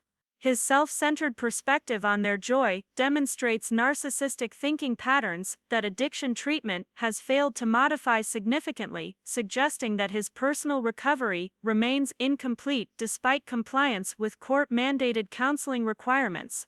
The custody evaluation process for David's latest modification request includes comprehensive assessment of his sustained sobriety, financial stability, and demonstrated capacity for prioritizing Emma and Lucas's needs over his own desires during their limited interactions. Dr. Rodriguez's professional judgment considers both his technical compliance with treatment programs and the more subtle indicators of authentic behavioral change versus performative modifications designed to satisfy legal expectations. The evaluation prioritizes the children's long-term emotional welfare over adult rehabilitation timelines or parental rights claims. Emma's testimony during the private judicial interview reveals articulate understanding of her own needs and preferences regarding family relationships, her 10-year-old wisdom, including recognition that she cannot fix adult problems through accommodating behavior that makes her uncomfortable. She expresses willingness to maintain current supervised visits while explaining her reluctance to spend unsupervised time with someone whose emotional unavailability creates stress rather than connection. Her honesty impresses Judge Morales, who notes Emma's remarkable maturity in family court proceedings. Lucas's behavioral responses during the evaluation process provide insight that verbal communication cannot fully capture about his comfort level with various custody arrangements. His increased clinginess before supervised visits and obvious relief afterward suggest ongoing anxiety about interactions with their father despite 4 years of consistent therapeutic support. His 7-year-old emotional regulation system continues protecting him from relationships that feel unpredictable or emotionally unsafe, feedback that court decisions cannot ignore when determining children's best interests. The final custody hearing brings familiar courthouse drama as David's attorney presents arguments about rehabilitation success and parental rights, while Rebecca counters with evidence about the children's expressed preferences and ongoing need for stability. Judge Morales listens with the patient attention that has characterized her handling of our case throughout multiple modification attempts, her questions focusing on practical considerations about Emma and Lucas's emotional welfare rather than adult desires for vindication or relationship repair. Her judicial wisdom recognizes that custody arrangements must serve children's needs rather than parents' rehabilitation goals. David's testimony reveals ongoing disconnection from his children's actual lives and developmental needs, his answers to questions about their school performance, friendships, and interests, demonstrating surface-level knowledge rather than genuine parental engagement. His focus remains on his recovery achievements and legal frustrations rather than expressing specific understanding of Emma and Lucas as individual people with unique personalities, preferences, and emotional requirements. His performance confirms that technical compliance with treatment programs doesn't necessarily translate into authentic parental transformation. Judge Morales's decision maintains current custody arrangements while acknowledging David's efforts at personal recovery, her ruling emphasizing that children's welfare takes precedence over parental rehabilitation success in determining visitation schedules. She commends his treatment compliance while noting that Emma and Lucas's expressed preferences and demonstrated emotional responses to various custody options provide crucial guidance about arrangements that serve their developmental needs. The decision protects their stability while maintaining legal framework for future modifications if genuine relationship improvement occurs. The aftermath of the custody hearing brings relief that our family's routine will continue unchanged. Emma and Lucas's obvious happiness about maintaining their current living situation, validating my years of advocacy for their emotional security over adult convenience. Their excitement about planning summer activities, school preparation, and holiday celebrations reflects children who feel secure about where they belong and who will be caring for them. Their resilience continues amazing everyone who knows our family's history. The 5th anniversary of David's departure for his Seattle Business Conference passes as an ordinary Tuesday in our extraordinary life, marked by Emma's piano recital and Lucas's soccer practice, rather than reflection on past trauma that no longer defines our family's identity. Their achievements and happiness create memories that expensive houses and elaborate gestures could never provide, their laughter filling our modest home with authentic joy that material abundance cannot purchase. Their emotional health demonstrates that children thrive on love, consistency, and attention rather than financial resources or legal vindication. My promotion to charge nurse position brings both professional recognition and financial security that validates years of balancing demanding career responsibilities with single parenthood challenges that David's gambling addiction created. The increased salary provides college savings funds for Emma and Lucas while demonstrating that competence and dedication create opportunities that dependency and victimhood cannot match.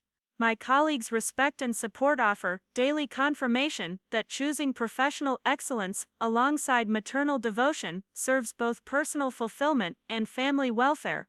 Emma's middle school transition brings new academic challenges and social opportunities that her emotional stability allows her to navigate successfully, her confidence and maturity impressing teachers who have no knowledge of her family's custody battle history. Her friendships develop around shared interests and genuine affection rather than the people-pleasing behaviors that family trauma sometimes creates in children. Her authentic relationships reflect psychological health that secure attachment provides despite early family instability. Lucas's third-grade achievements include reading above grade level and artistic recognition that reflects both natural talents and the educational support that stable home environment offers.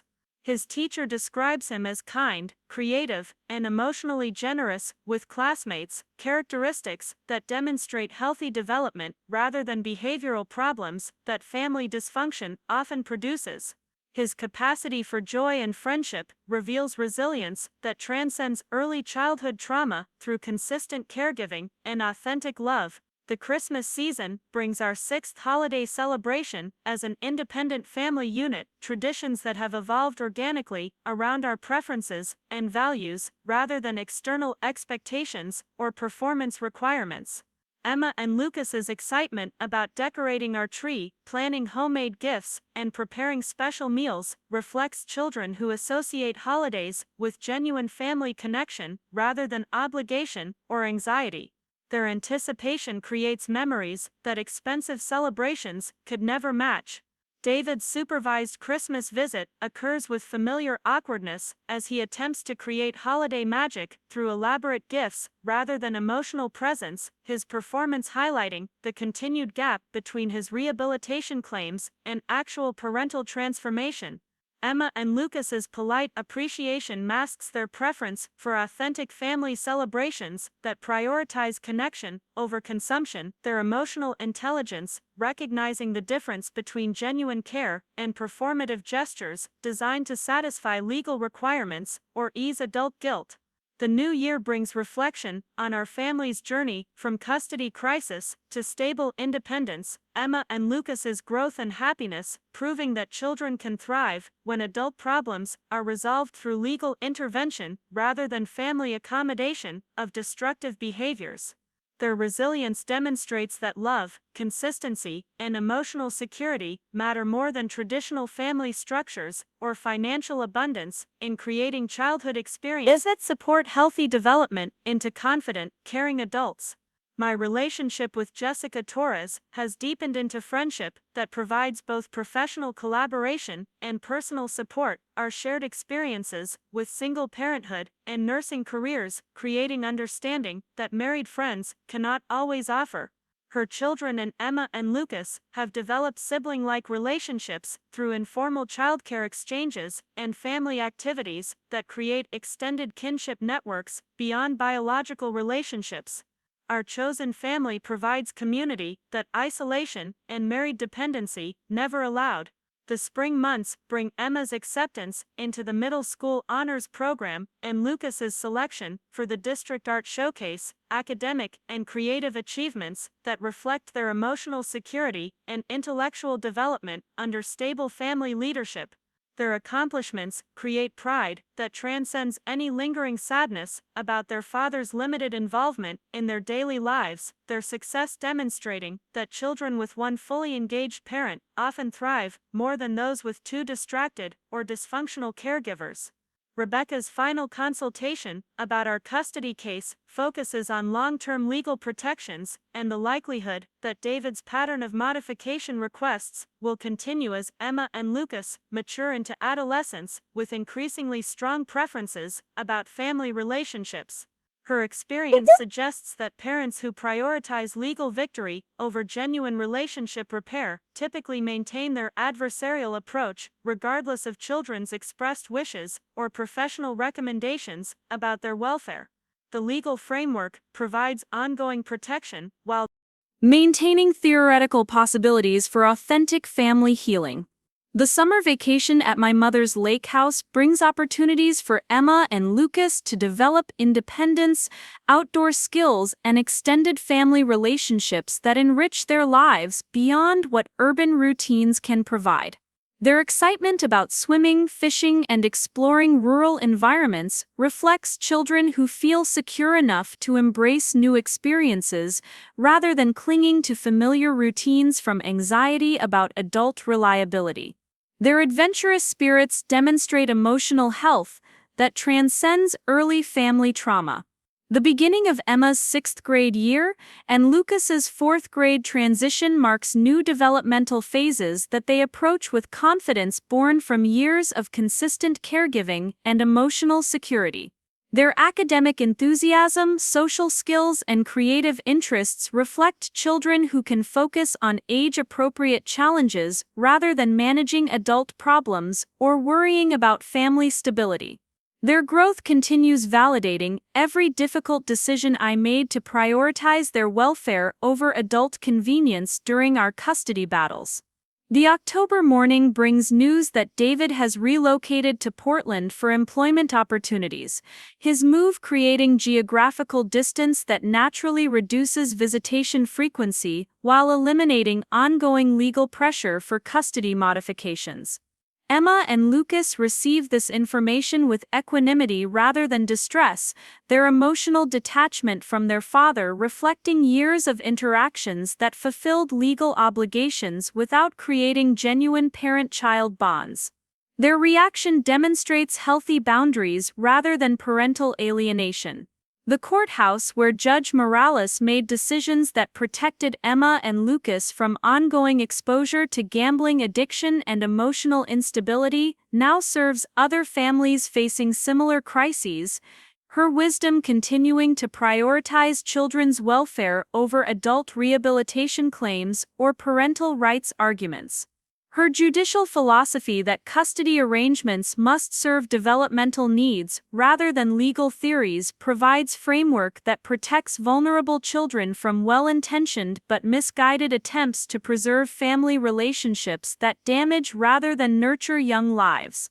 The modest house on Willowbrook Avenue has become home in ways that expensive properties never achieved, providing security and belonging that material abundance cannot purchase while creating space for authentic family life built on love rather than performance.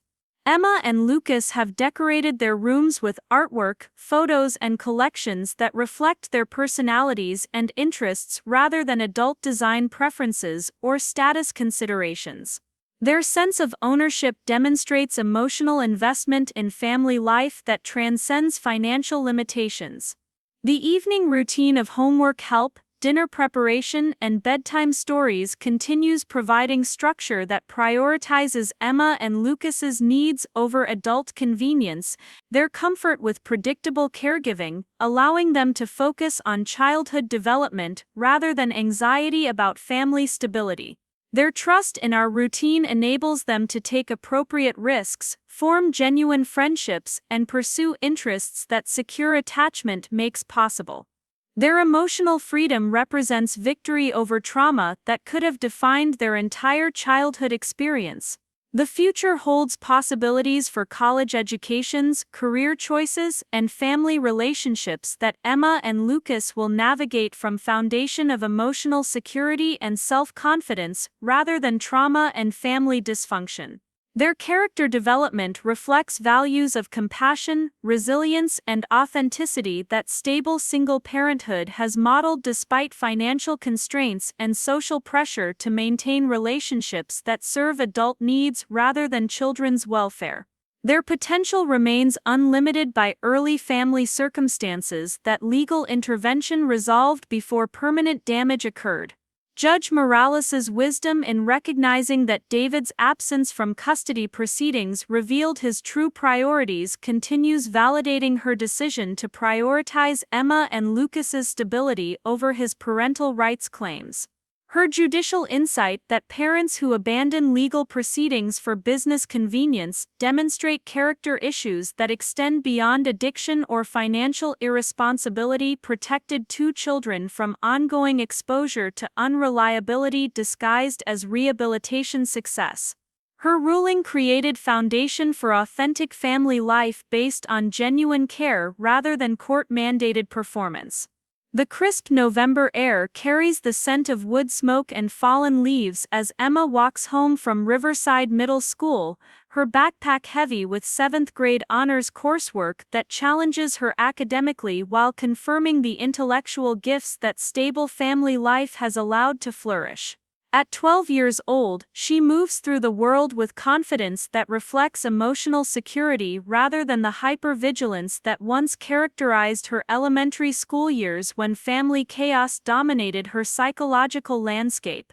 Her friendship with classmate Sofia Martinez has developed into the kind of deep connection that secure children form naturally, built on shared interests and genuine affection rather than the careful people-pleasing that trauma sometimes creates. Lucas bounds through the front door of our Willowbrook house with characteristic 8-year-old energy, his third-grade enthusiasm for learning evident in the science project materials scattered across his arms.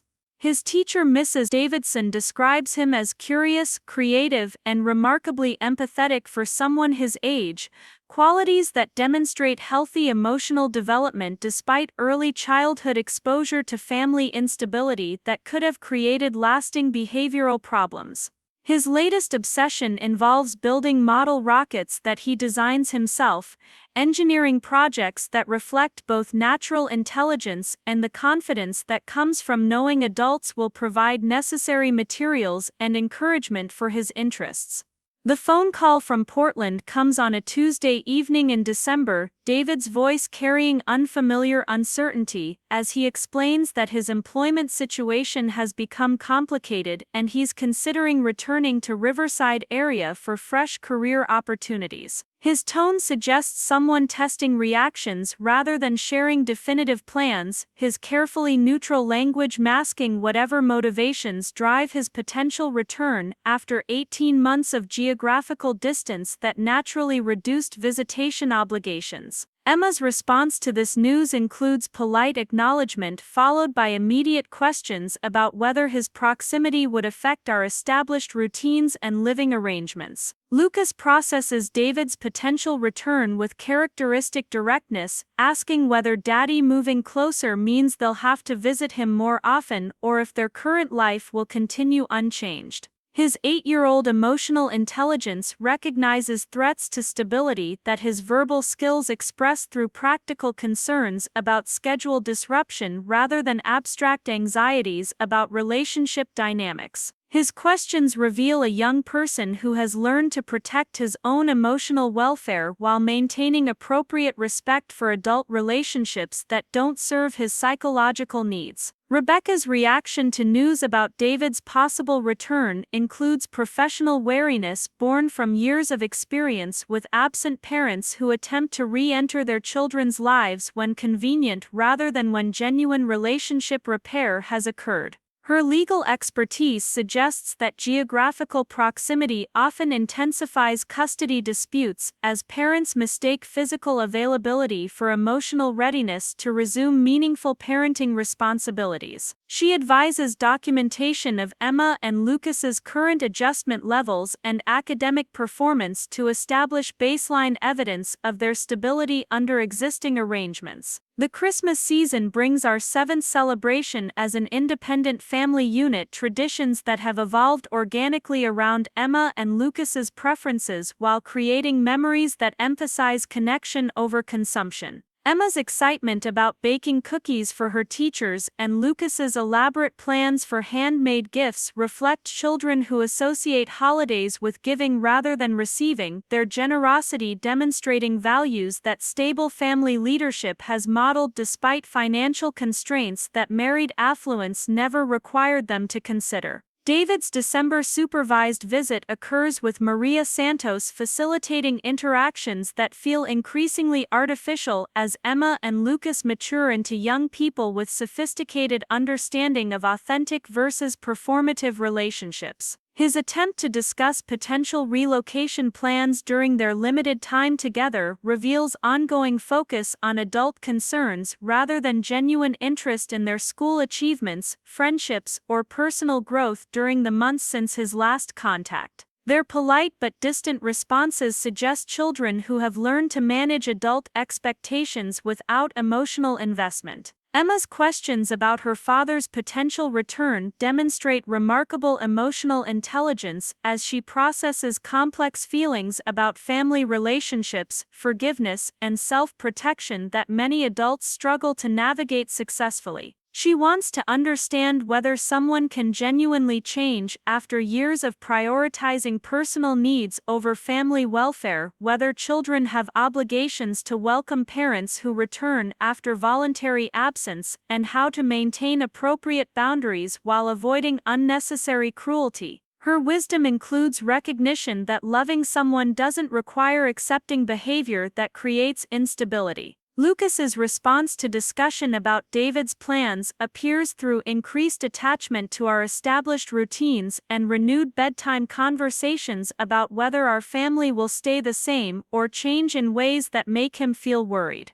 His 8-year-old need for predictable caregiving creates anxiety about any modifications to living arrangements that have provided security throughout his most formative developmental years. His emotional regulation system continues protecting him from relationships that feel unpredictable or unreliable, feedback that custody decisions cannot ignore. The new year brings David's confirmation that he has accepted employment with a Riverside technology company, his return scheduled for March with initial housing arrangements that suggest temporary rather than permanent relocation commitment. His communication about these plans focuses on professional opportunities and geographic convenience rather than expressing specific intentions about renewed parental involvement or realistic understanding of Emma and Lucas's current emotional needs. His approach reveals continued prioritization of personal benefits over family relationship considerations. Emma's 7th grade academic performance continues reflecting the intellectual engagement that emotional security allows. Her honors courses in mathematics and language arts providing challenges that she meets with enthusiasm rather than anxiety about perfectionism that family stress sometimes creates. Her teacher Miss Rodriguez notes particular strength in creative writing assignments that explore themes of resilience, family dynamics, and personal growth with sophisticated understanding that impresses educators who have no knowledge of her early childhood experiences with custody battles and parental addiction. Lucas's artistic development flourishes through after-school programs that our modest budget can accommodate,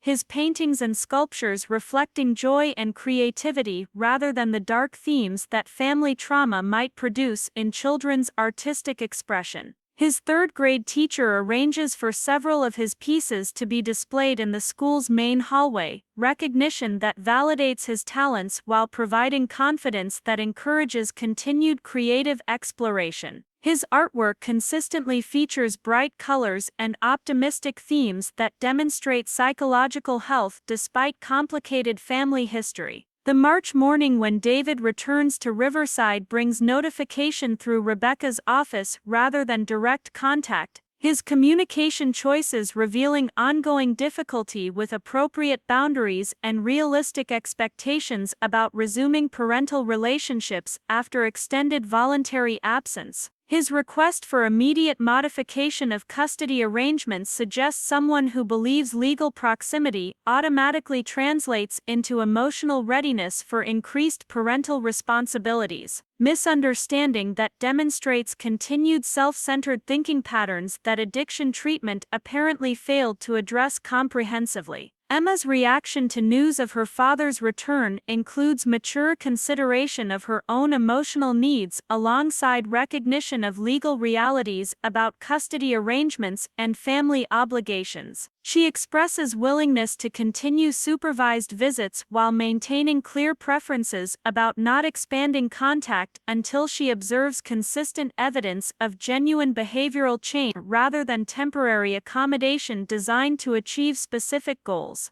Her emotional intelligence includes understanding that her psychological welfare matters more than adult expectations about forgiveness or relationship repair. Lucas processes his father's return with characteristic honesty, explaining that he feels worried about changes to their family routine but willing to see what happens if the meetings continue being supervised by nice adults who make sure everyone feels safe. His 8-year-old emotional wisdom includes recognition that some relationships require protection even when you love the person. That feeling scared about someone doesn't mean you're being mean to them, and that children deserve to feel comfortable rather than anxious about family interactions. The custody evaluation required by David's modification request includes comprehensive assessment of Emma and Lucas's adjustment to his return, their expressed preferences about contact frequency and supervision requirements, and professional evaluation of his demonstrated capacity for prioritizing their emotional needs over his convenience. Dr. Rodriguez conducts individual interviews with both children that focus on their comfort levels, relationship preferences, and feelings about various custody options without pressure to accommodate adult desires for family reconciliation.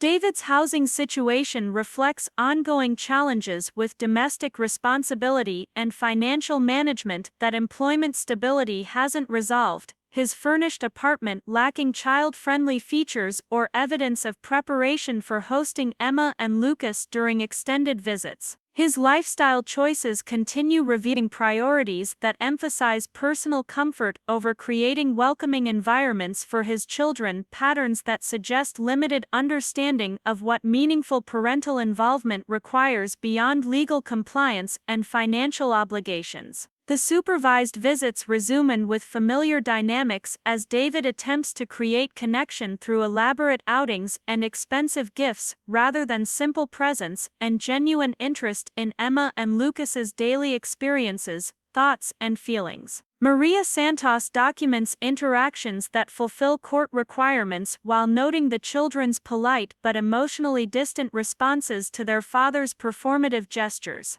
Their behavior suggests young people who have learned to manage adult expectations without authentic investment in relationships that don't provide emotional security. Emma's school counselor notices subtle changes in her demeanor since David's return, increased anxiety that manifests through perfectionist tendencies and concern about family stability that she had not displayed during the previous year of his absence. Her academic performance remains strong, but her emotional regulation shows stress indicators that suggest his proximity affects her psychological equilibrium even when direct contact remains limited and supervised. The counselor documents these observations for potential inclusion in custody evaluation proceedings. Lucas's behavioral responses to his father's return include renewed clinginess with me and reluctance to discuss the supervised visits beyond basic factual reporting about activities and locations. His 8-year-old emotional protection system recognizes threats to his security that he cannot articulate verbally but expresses through increased need for reassurance about our family's stability and continuity.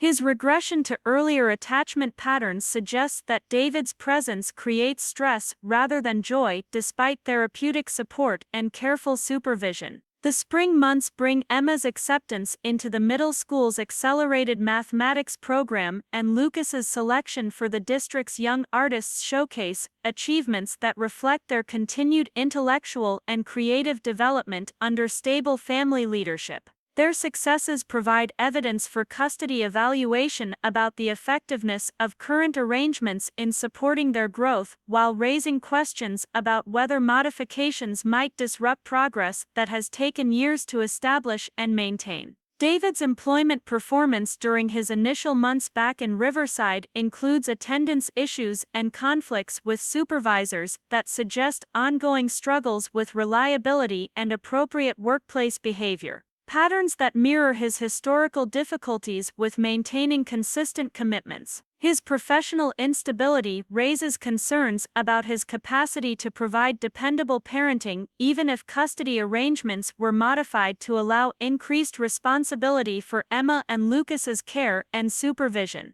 The comprehensive custody evaluation completed by Dr. Rodriguez includes detailed analysis of Emma and Lucas's adjustment patterns, academic performance, social relationships, and emotional responses to various family arrangements over the 6-month period since David's return. Her professional assessment considers both their expressed preferences and behavioral indicators that reveal comfort levels with different custody options. The evaluation prioritizes their long-term emotional welfare over adult rehabilitation success or parental rights claims. Emma's testimony during the private judicial interview reveals articulate understanding of her own needs and mature recognition that she cannot repair adult relationships through accommodating behavior that makes her feel anxious or unsafe. She expresses appreciation for her father's treatment efforts while maintaining clear boundaries about contact frequency and supervision requirements that protect her emotional stability. Her honesty about complex feelings impresses Judge Morales, who notes Emma's remarkable wisdom in navigating family relationships that many adults find challenging. Lucas's evaluation includes play therapy sessions that reveal his emotional responses to family dynamics through artistic expression and behavioral observation rather than verbal interview techniques that might overwhelm his developmental capacity. His drawings consistently show family configurations that reflect emotional security rather than legal relationships, 3 figures engaged in happy activities while a 4th figure remains peripheral. His artwork provides insights about attachment patterns that formal testimony cannot capture. The final custody hearing brings familiar courthouse atmosphere as David's attorney presents arguments about his employment stability, treatment compliance, and geographical availability, while Rebecca counters with evidence about Emma and Lucas's expressed preferences, academic achievement under current arrangements, and professional recommendations about their emotional needs. Judge Morales listens with patient attention that has characterized her handling of our case through multiple modification attempts, her questions focusing on practical considerations about the children's welfare rather than adult desires for relationship repair. David's testimony reveals limited understanding of Emma and Lucas as individual people with unique personalities, interests, and developmental needs. His answers demonstrating surface knowledge rather than genuine parental insight about their school performance, friendships, fears, and dreams. His focus remains on his recovery achievements and legal frustrations rather than expressing specific plans for supporting their emotional growth or academic success. His presentation confirms that geographical proximity doesn't automatically translate into parental readiness or child welfare enhancement.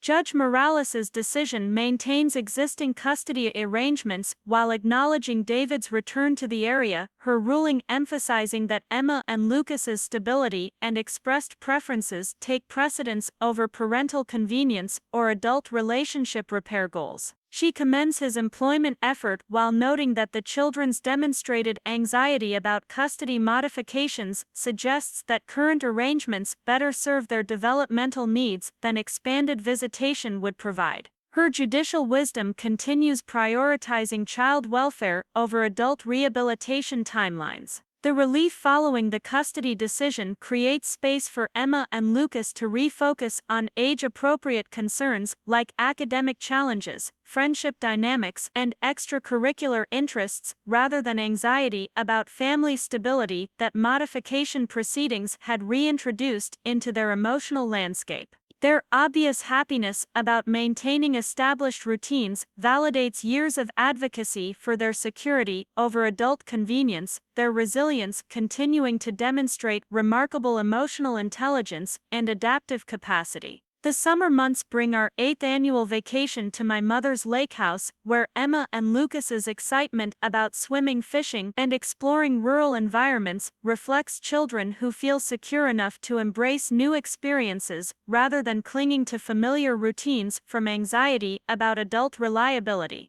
Their independence and adventurous spirits demonstrate emotional health that transcends early childhood trauma, their grandmother's consistent love providing additional foundation for their continued growth and development. David's response to our vacation plans includes familiar complaints about interference with his visitation schedule, his focus on adult scheduling convenience rather than the children's obvious joy about annual traditions that provide extended family connection and outdoor experiences unavailable in urban settings. His inability to celebrate their happiness reveals ongoing self-centered thinking patterns that make genuine parental transformation difficult to achieve despite professional treatment and legal compliance requirements. The beginning of Emma's 8th grade year and Lucas's 4th grade transition marks new developmental phases that they approach with confidence, born from years of consistent caregiving and emotional security that allows focus on age-appropriate challenges rather than adult relationship management.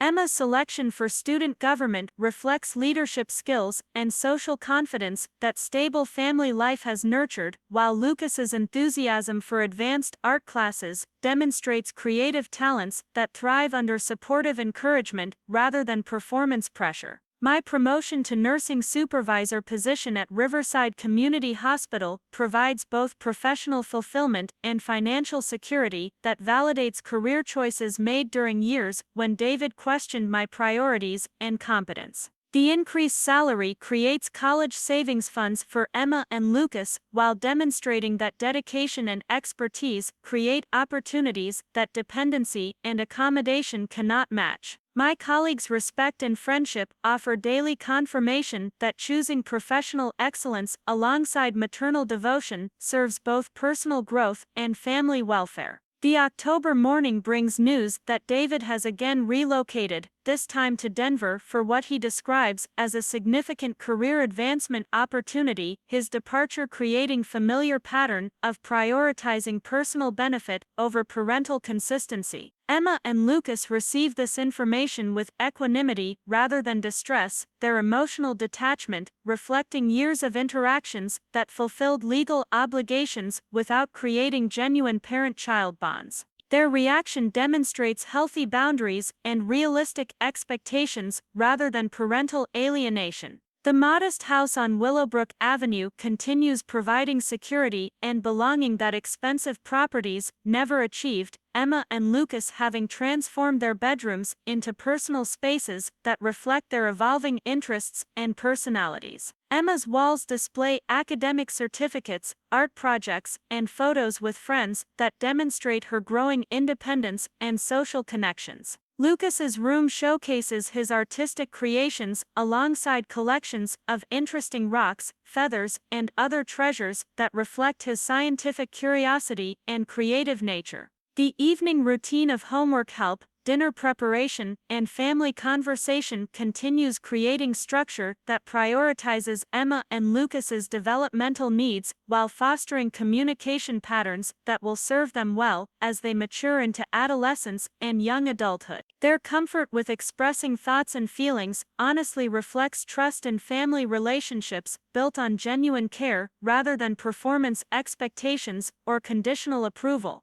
Their emotional freedom represents victory over trauma that could have defined their childhood experience. Emma's 13th birthday celebration in November marks her transition into teenage years with confidence and emotional stability that reflects the foundation years of consistent parenting have provided despite early family upheaval. Her party with Sophia and other close friends demonstrates social skills and authentic relationships that secure attachment makes possible, her laughter filling our home with joy that material abundance could never purchase. Her growth into a remarkable young person validates every difficult decision made to prioritize her welfare over adult convenience. Lucas's continued artistic development through community art center classes provides creative outlet and skill building that our budget can accommodate while demonstrating values about nurturing talents rather than purchasing entertainment. His recent painting of our family shows three figures holding hands with bright smiles, his 9-year-old artistic expression capturing emotional reality more accurately than legal documents could convey.